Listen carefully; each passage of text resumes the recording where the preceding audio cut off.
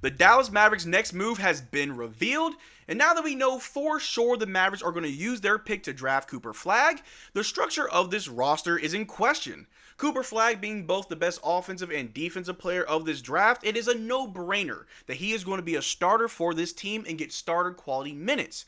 But when you have Anthony Davis playing the power forward position, PJ has been forced to play the small forward position, which is going to open up even more questions as his extension is right around the corner. Are we going to have PJ back up Cooper Flagg? Or are we going to use PJ in a trade to try to get a point guard to hold things down until Kyrie Irving returns? So, in this video, we're going to take a look at PJ Washington, see how he fits with this team currently constructed, and what would need to happen if we were to trade PJ. But how's it going, everybody? My name is Marcel Martin. This is Mavs Digest, bringing you the latest news on everything Mavericks related. And before we get started with today's video, we're currently sitting at 20,523 subscribers. It may be the off season, but it's not my off season. I'm bringing you content on a daily basis. And if you don't want to miss out on a single thing we do, make sure you subscribe. But the Dallas Mavericks have had a very tumultuous season. The basketball gods laughed at us in February as we fumbled the bag. We fell out of playoff contention. Then we got into the play-in, and then we lost in the play-in, and things didn't look good for Mavericks. But we still had the NBA lottery, and as we all know by now, we had that 1.8% chance to win it all, and we won it all. The Dallas Mavericks have drawn the #1 pick in the NBA draft lottery, and in the last video, we went over how it was explained by Patrick Dumont that the #1 overall pick will be used to get Cooper Flagg. We don't have to worry about Nico trading it away for Kevin Durant or for Giannis Antetokounmpo or Bronny James. The Dallas Mavericks are in a very good spot now that we have Cooper Flagg, not just for now in this small window of we need to win now, but in the future. We have a young player who is arguably the youngest in this draft and is the best player in this draft. That bleak future that we thought we had is no more. But we do need to talk about the present and the players that we currently have, who stays, who goes, and who fits where. Cooper Flagg being a 6'9" small forward, shooting guard, maybe a power forward. He's a very versatile forward, and for the Dallas Mavericks, he fits perfectly in that small forward position next to Anthony Davis, next to Daniel Gafford, next to Klay Thompson and Kyrie Irving. It's a starting five that would just be absolutely amazing. But what about PJ Washington? And not too long ago, about 2 weeks ago actually, I put out a video talking about PJ Washington has to step up. And although PJ Washington missed quite a few games, about 30 games last season, due to injuries and being sick, he still had a good season, but there were still things that he had to improve upon. Arguably his ball handling skills. Whoever great idea it was to have him bring the ball down, he needs to work on that. But if we take a look at his stats for this last season, PJ Washington did average 14.7 points, 7.8 rebounds, 2.3 assists, 1.1 blocks, 1.1 steals, and 2.1 turnovers, as well as 2.3 fouls per game, shooting 45% from the floor and 38% from three. And although he did miss time because of injuries, we knew the impact of PJ. Without PJ Washington, we were getting out-rebounded. We were just not able to keep up with bigger teams, or the defense wasn't there. It was abysmal when he was gone. But when he was available and playing, everything looked good. PJ Washington was arguably one of our most valuable players post-trade and pre-trade.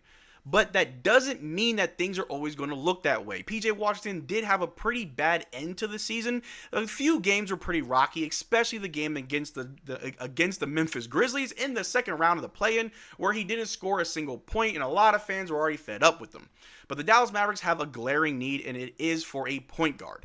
If we take a look right here, the report that came out saying there's a very decent chance they're going to explore the trade market for PJ Washington. That is the reality, and that was Mark Stein on the DLLS show. And yes, we know that players are going to get moved. Getting Cooper Flagg really does change everything. If we were at the 11th pick, we just pick a point guard and we move on with our season. But you get Cooper Flagg, who is going to play the small forward position.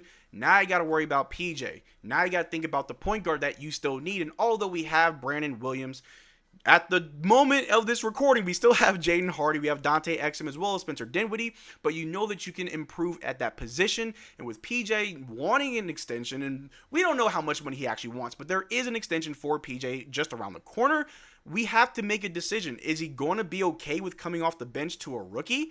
Do we ask Klay to come to off the starting five to the bench? Are we going to move AD to the 5, PJ to the 4, Cooper to the 3? It's a very weird situation, but all signs point to that PJ Washington could be shopped for a point guard, as that is one of our other needs that we have before we go into this upcoming season. And one player that a lot of people are just clamoring for is obviously Coby White from the Chicago Bulls. We made a video about him a few weeks ago, and he may not be the playmaking guard that we need right now, but he does provide a lot of just amazing scoring options as a guard. It would definitely round out this roster for this upcoming season if we had Coby White at the point guard position, Brandon Williams backing him up. We have a lot of depth, and honestly, it wouldn't cost that much to get someone like Coby White. He's only making $12 million in this upcoming year. We will need to give him an extension as it's the last year of his contract, but we at least know that the salary wouldn't be that big of a deal.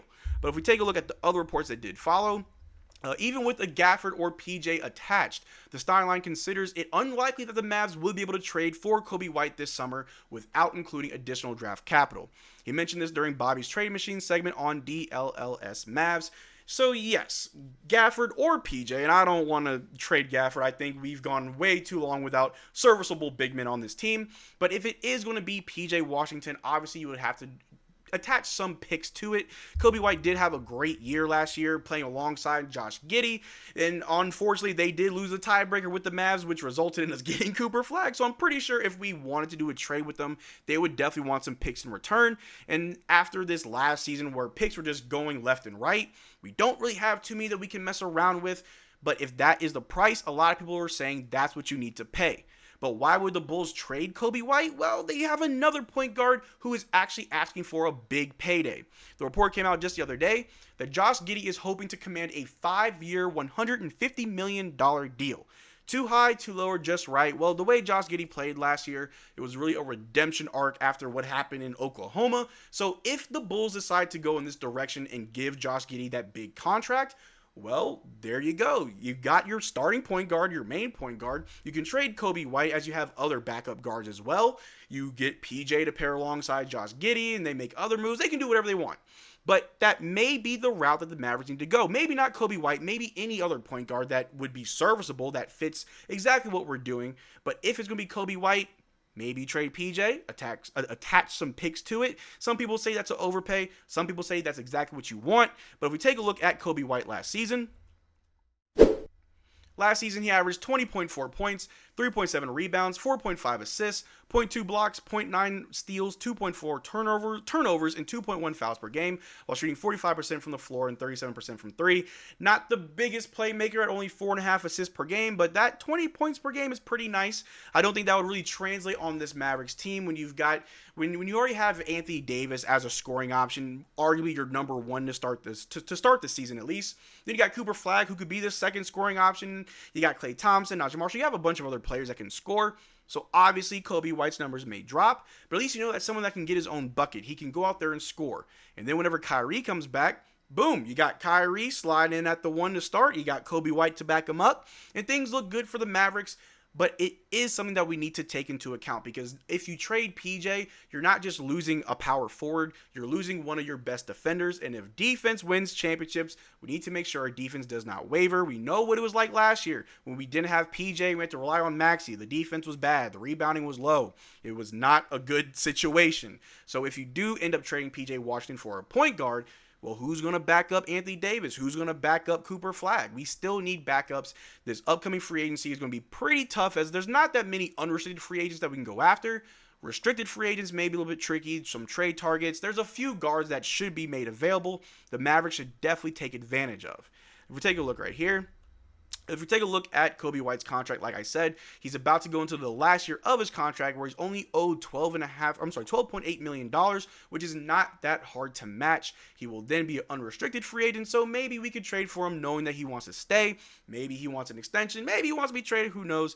That's not for us to worry about. That's all up to Nico. He's been here. I mean, I'm not going to say he's been doing a good job, bad job. That's for you to decide. I'm not going to tell you how to feel about Nico. But if the Dallas Mavericks are trying to fix any other problem that we have, the next problem has to be addressed is the point guard position. We have both Daniel Gafford and PJ Washington who are owed extensions. And if PJ's not cool with coming off the bench, if PJ still wants to be a starter, or if PJ wants too much money on his next contract, then trading away PJ may be something that we see before the start of the season. But let me know what you think in the comment section down below. Do you think that we're going to trade PJ? Do you think Cooper Flagg's going to start? PJ starts? Let me know what you think in the comment section down below. We'd have a conversation about it. But that's all I got for you guys today. Thank you for being part of the video. Make sure to check out our Twitter and Discord. Links in the description below. And as always, y'all take care. Drink water. Peace.